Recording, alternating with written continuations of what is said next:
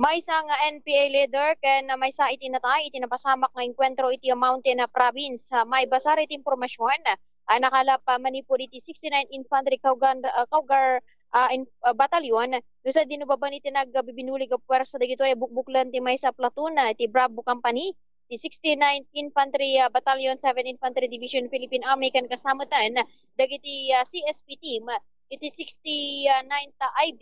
ken dagiti matan kamang iti 73 Mico 7 ID Bisao Municipal Police Station ken Provincial Mobile Force Company iti Mountain Province ket nakarinupak da dagiti communist terrorist group nga mapapati nga miyembro dagito iti kilusang larangang gerilya Abra Mountain Province Ilocos Sur wenno KLJ Ampis kabayatan iti panangisayang kada iti Joint Combat Operations iti Barangay Giday Bisao Mountain Province itatalangal daw iti Oktubre 30 daw iti Sabado no sa dino sigon kini Lieutenant Colonel Marcelo Valdez iti commanding officer iti 69th IB kabayatan iti panangisayang kat ti Bravo Company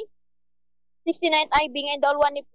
First Lieutenant Noel Magon iti combat operation tap na i-validate ti presensya dagiti makakatigid a grupo amang isay-sayang kat iti extortion wenno panangkikil iti nasa nga lugar kaya di tama ipagarup anakarinupak da dagiti nasurok kumurang asa nga pulo nga miyembro iti terorista nga grupo nga dagiti kat undergarod iti KLG Ampis nga idadaulwan ni Marcos Kinaod Yukugan alias Purel or Timi iti Barangay Giday Mountain na Province. Duha nga casualties dagiti nasaw nga duha nga casualties kaya't adama dagiti na inarecover manipod pa lang iti encounter site. Dagiti personalidad wenno dagiti nagabaling nga casualties iti makakatigid nga grupo kaya't nabigpig nga isuda Marcos Kinaod Yukugan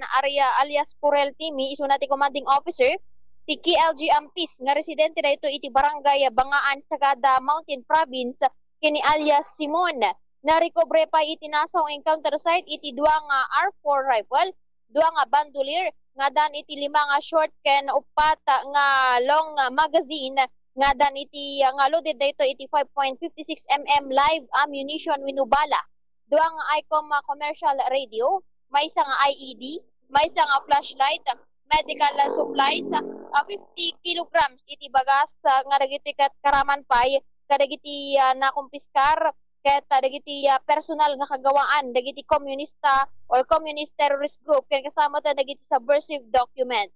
Sigon kini Lieutenant Colonel Valdez ababan kadagiti reports manipod kadagiti concerned civilians nalaklakada kinuna na nga monitor iti presensya dagiti kalaban. Mangipasimudag kinuna na aday 20 tinabintas apang rugrugyanan tapu ripuugan mamimpinsan baban iti suporta ti komunidad anabanugan kinunana kadagiti atrosidad wenno legal nga aktibidades nga isayang kat dagiti NPA. Pagyamyamanan mo tinasang opisyal iti komunidad ti Bisao Mountain Province iti suporta baban mo ten iti panangipay iti impormasyon dagitoy no sa dino dagiti communist terrorist groups. Kabayatan na makipagladingit na ta dagiti kasoldaduan kadagiti pamilya dagiti natay adwa nga NPA.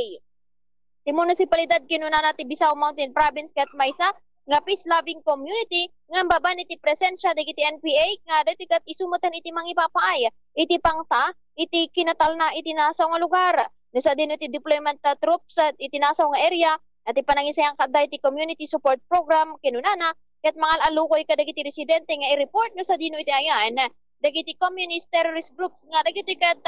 amang gandat nga mangriribok iti kinatalna nga panagbiag dagiti nas or dagiti tattao iti nasang lugar ken manggandat met nga manglimlimo ken dagiti kat isuda kuma iti maysa kadagiti mangengganyo nga mang-withdraw when ag-withdraw ken nakasamatan ag-surrender ken nagtalek manen iti gobyerno. Bombo MJ Ortiza reporting para sa Pambansang Radyo ng Pilipinas ken consistent number 1 iti La Union Basta Radyo. Bombo! Maraming salamat, Bombo MJ.